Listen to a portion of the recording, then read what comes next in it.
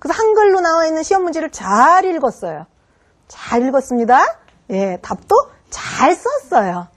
그런데 왜 100점이 아닐까요? 모드는 사람들이? 여러분들 수능의 언어 영역이 얼마나 어려운지 아세요? 그 언어 영역 문제요. 다 한글로 써 있어요. 근데 다 100점이 아니거든요. 그래서 우리가 영어를 진행하는 데 있어서 완벽한 거? 뭐 영어를 뗐다? 몇 살 때 뭘 뗐다는데 뭘 떼요 떼기는? 한글도 못 뗐어요 우리. 그리고 애들이 뭐 영어로 에세이를 쓴다고요? 한글로 쓸 줄 아세요?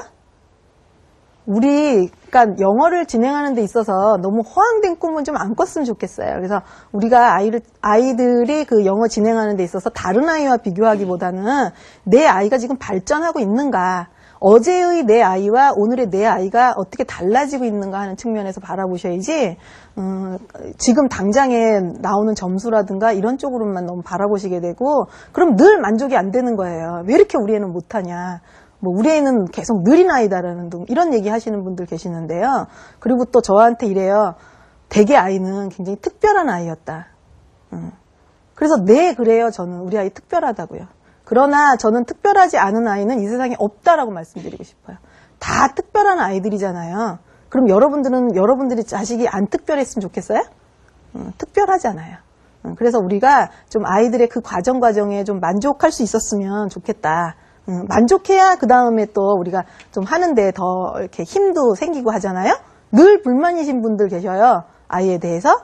그러니까 계속 불만족한 상태로 가더라고요. 자, 과정을 통해서 아이들은 배우게 되거든요. 그래서 이제 쓰기 과정에서 이제 아이들이 보이는 재미있는 한 부분인데요. 여기를 특히 한번 읽어보세요. 예. 예. 고잉. 저는 너무 귀여운 거예요.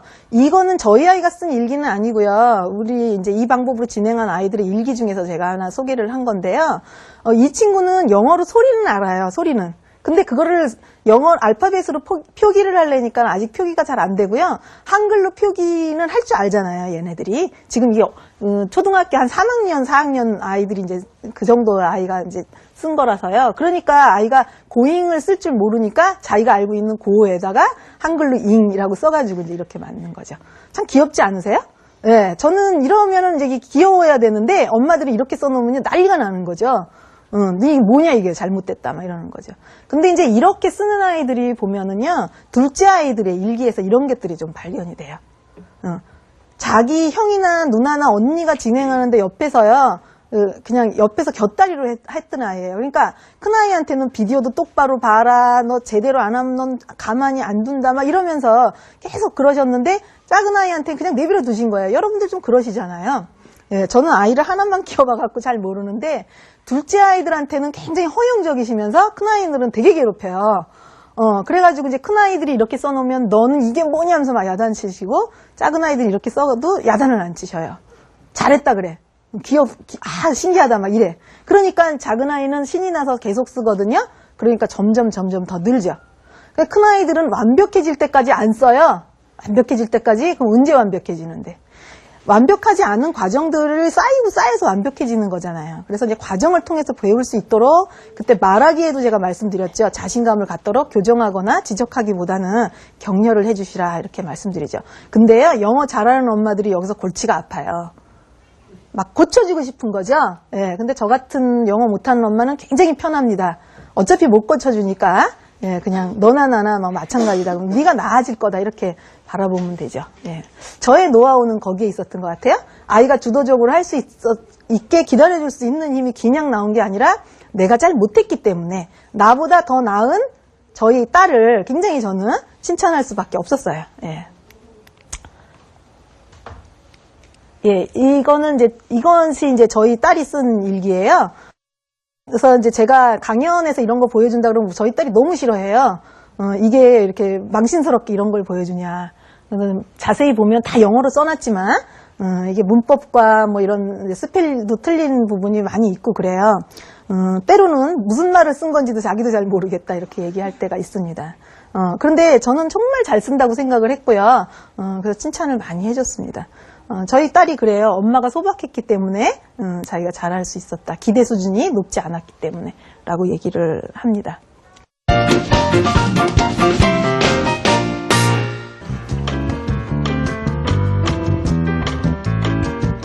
요즘에는 영어 쓰기에도 도전하고 있다는데요. 바로 학교에서 선생님이 내주신 일기를 쓸 때 영어로 써보는 것입니다. 아직은 모르는 단어가 많아서 중간중간 한글로 써야 하지만 그래도 이렇게 자신의 생각을 영어로 쓰다 보면 상혁이의 영어 실력이 좋아질 수밖에 없겠죠.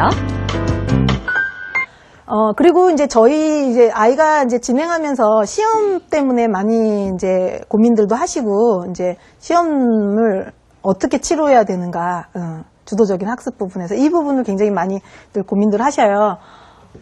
근데 저희 아이는 그 학교 시험 이외에는 외부 시험에 대해서 시험을 해본 게 언제냐면, 그러니까 토익이나 토플을 언제 봤냐면 대학교 3학년 때, 작년에 처음 봤어요. 그러니까 재작년이 됐네, 이제 해가 바뀌어서. 예. 그래서 대학교 3학년 때 그 시험을 처음 보고 학교 시험이라든가 아니면 입시에서 꼭 필요한 시험, 그거 아니고는 영어 그 자체를 위해서 따로 시험을 본 적은 별로 없었어요. 그러니까 그런 시험이 별로 필요치 않았거든요. 그래서 필요하지 않은 시험을 안 봤어요. 예, 저도 그랬고 저희 아이도 그랬고 그 시험 자체가 언어의 진정한 능력을 개발하는 부분이라고는 생각하지 않았습니다. 그래서 필요성과 목적에 따라서 그 시험의 특성에 맞춰서 그런 시험만 했죠. 그러니까 학교 시험은 학교 시험의 특성이 있어요. 그래서 그 학교 공부를 충실히 하는 거. 그러니까 학교 수업을 열심히 듣고요. 학교 교과 내용을 잘 살피는 거. 그것이 학교 시험을 잘 보는 방법이거든요. 그래서 전 그런 것만 했지, 굳이 이런 시험을 봐둬야 된다, 저런 시험을 봐둬야 된다는 걸 별로 필요하지 않을 때 하지 않았습니다.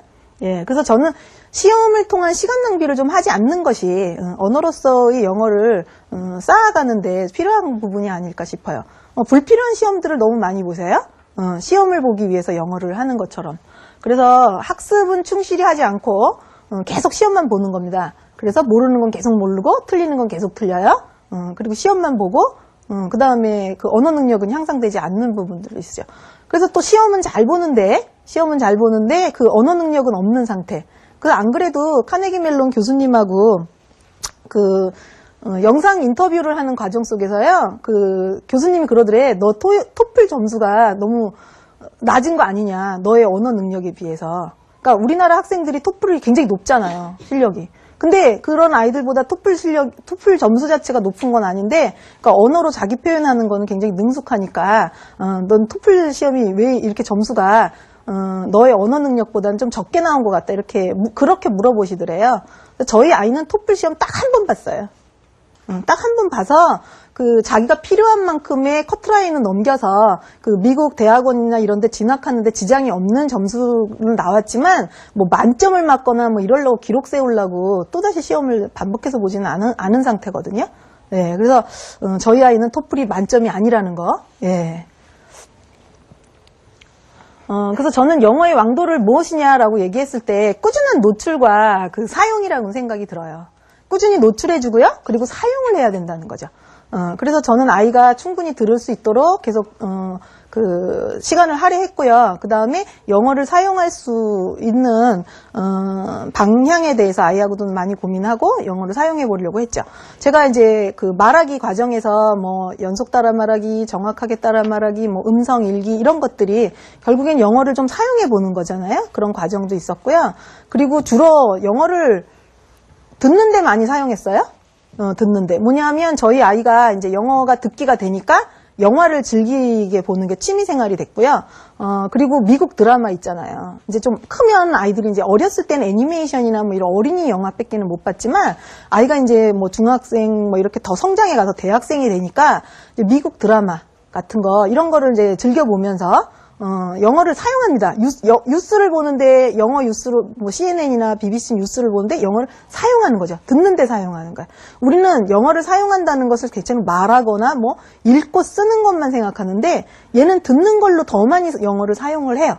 많이 들어요. 즐기고. 그래서 저희 아이는 영어가 즐거운 취미생활이 됐어요. 영어가. 영화를 보는 게 취미생활이에요. 그러니까 취미생활을 통해서 영어를 유지하고 사용을 했던 것이죠. 그리고 영어로 자원봉사 활동 같은 거를 통해서 영어를 이제 진짜 직접 사용하고, 말하기 상대를 직접, 그러니까 진짜 말하기 상대들을 방향으로 갔어요. 제가 말하기 과정에서 진짜 말하기 상대였으면 좋겠다라는 부분들을 말씀드리고 있는데요. 그러니까 저희가 말하기 상대가 있어야지 말을 더 잘할 거다 이렇게 생각을 하잖아요. 그래서 혼자 연습을 충분히 하고 나서도 혼자 연습을 충분히 하면 말하기가 충분히 가능해요. 근데 말하기 상대를 진짜 만나면 또 거기서 또 새로운 이제 또 뭐 느낌도 있고 또 더 자신감도 가질 수 있잖아요. 그래서 이제 말하기 상대를 만나게 되는데 대체로 진짜 말하기 상대는 아니고요. 돈 주고 산 상대를 우리가 만나게 되죠. 돈 싸들고 원어민한테 가는 거죠. 그래서 이제 돈 준 만큼 서로 말합니다. 돈 받은 만큼 말하고요. 근데 저희 아이가 이제 자원봉사를 통해서 만난 말하기 상대들은 좀 다르더라고요. 어떠냐면 저희 아이가 틀리게 말을 해요. 틀리게 말을 하거나 어눌하게 말을 하거나 내용이 잘 연결이 잘 안 되면요. 그 사람들은 지적하지 않아요. 그러니까 일반적으로 원어민 강사나 이런 학원에서는 말하기를 잘 들어요. 듣다가 틀린 거 찾아내려고 하죠. 근데 진짜 말하기 상대라고 하는 상대들은 어떠냐면 그 아이가 말하고자 하는 내용을 들으려고 노력을 해요. 그래서 자원봉사나 이런 걸 통해서 이제 외국인들을 만나면 그 사람들은 우리 아이 말을 지적하거나 교정하려고 하지 않는다라는 것이죠. 굉장히 존중을 해요. 네가 얘기하려고 했던 게 이런 내용이니? 묻는다든가 다시 질문을 던진다든가 해갖고 그 아이가 충분히 자기 표현을 편안하게 할 수 있도록 그렇게 해주는 반면에 원어민 강사나 이런 분들은 돈 받고 교정해 주려고 지키고 있는 거잖아요, 지금. 그러려고 있는 직업이잖아요. 그러다 보니까 지적하게 되고 그렇게 하면 아이들이 주눅이 들잖아요. 그래서 저희는 되도록이면 돈 주는 말하기 상대는 만나지 않고 진정한 말하기 상대를 만나지 않는 한은 굳이 그냥 그렇게 뭐 말하기를 꼭 남과 말하기보다는 혼자 연습을 많이 했던 거죠. 네. 그래서 영어를 이제 사용을 했는데요. 그래서 이제 인도에 자원봉사를 하러 간 적이 있어요. 청소년 워크 캠프라 그래가지고요. 인도에 가서 이제 그 어려운 아이들 좀 그런 아이들한테 뭐 이렇게 복음 문자도 좀 갖다 주고요. 그리고 여기서 뭐 여러 가지 활동들도 하고 그랬던 경험이 있습니다. 그리고 요거는 이제 필리핀 갔던 사진인데요. 필리핀에 가서 이제 그쪽 그 해변가에 무슨 나무 심기 뭐 이런 것도 하고요. 그리고 필리핀 아이들한테 이제 우리나라 말도 좀 가르쳐 주고 필리핀 아이들하고 또 지내기도 하고 그런 활동들을 했습니다. 그러니까 어학연수로 간 건 아니고 그냥 이제 자원봉사에 직접 활동을 한 거죠. 그래서 이제 글쎄 우리 아이의 영어 말하기에 대해서 교정해 주는 사람은 없었습니다. 그냥 자기가 열심히 의사소통을 하려고 노력을 했던 거죠. 예. 그리고 이제 이게 이제 영어 활동하는 것 중에서 이제 통역 자원봉사를 했던 거예요.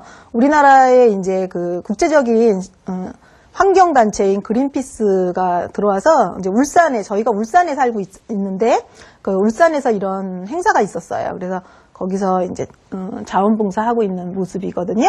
예, 자원봉사 할 때의 장면을 한번 보고 또 진행을 해볼게요. 예.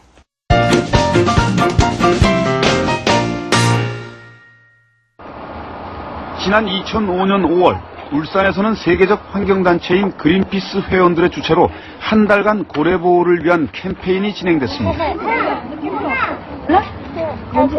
고래예요, 해야지. 고래예요. 그런데 이때 줄곧 행사장을 지키며 통역을 도왔던 한 자원봉사자가 있었습니다.